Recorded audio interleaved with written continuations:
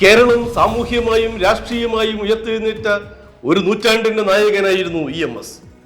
ഒരായുഷ്കാലം മുഴുവൻ അടിസ്ഥാന വർഗ വിമോചനത്തിനായി സമർപ്പിച്ച ഇതിഹാസ ജീവിതം.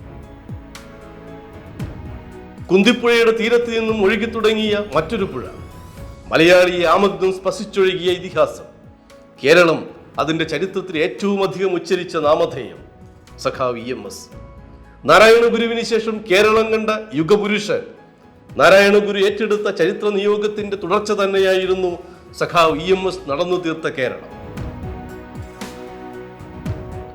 നമ്പൂതിരിയെ മനുഷ്യരാക്കാൻ നടത്തിയ സാമുദായിക വിപ്ലവത്തിന്റെ ഞാറ്റടിയിൽ നിന്ന് സ്വാതന്ത്ര്യ സമരത്തിലേക്ക്, പിന്നെ കോൺഗ്രസിന്റെയും കോൺഗ്രസ് സോഷ്യലിസ്റ്റ് പാർട്ടിയുടെയും അമരത്ത്, രാജ്യം കണ്ട വലിയ കമ്മ്യൂണിസ്റ്റ് മുന്നേറ്റങ്ങളുടെയെല്ലാം സമുന്നത നേതാവും പരമാചാര്യനും. EMS സഞ്ചരിച്ച നൂറ്റാണ്ട് കേരള ചരിത്രത്തിൽ മാത്രമല്ല ലോക ചരിത്രത്തിൽ തന്നെ തലയുയർത്തി നിന്നു. 3 തുണ്ടായി പിരിഞ്ഞ കേരളം ഭാഷയുടെ അടിസ്ഥാനത്തിൽ ഒരു ഏകീകൃത ദേശീയതയായതിന്റെ പിന്നിലും EMSന്റെ ധിഷണയുണ്ട്. കേരളം മലയാളികളുടെ മാതൃഭൂമി. അതിന്റെ ആദ്യത്തെ ചുവടായിരുന്നു ഒരു ലോകമഹാസംഭവമായ 57 കമ്മ്യൂണിസ്റ്റ് സർക്കാർ.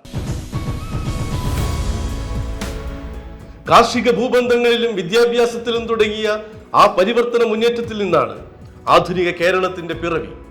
അടിസ്ഥാന മാറ്റങ്ങളുടെ എല്ലാം ആരംഭം. അതില്ലെങ്കിൽ ഇന്നത്തെ ഈ കേരളമില്ല.